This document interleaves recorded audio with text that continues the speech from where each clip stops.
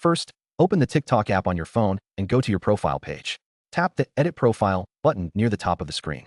Once you are in the Edit menu, look for the website field and tap on it.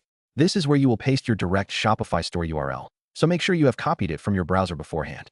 After pasting the link, hit Save in the top right corner. This simple method puts a clickable link right on your profile banner, visible to anyone who visits your page.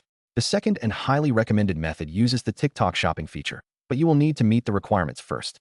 Your TikTok account must be a business account, and your Shopify store needs to be located in a supported region. In your Shopify admin dashboard, go to the Sales Channels section and add TikTok from the Shopify App Store. Once connected, your products sync directly to TikTok, allowing you to tag them in your videos, which is a much smoother experience for viewers than sending them to a link in your bio.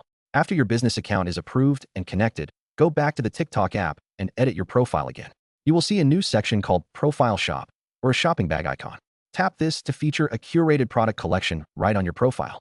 When you create a new video, you will also see an Add Link option in the posting menu that allows you to tag specific products from your Shopify catalog directly in the video content itself.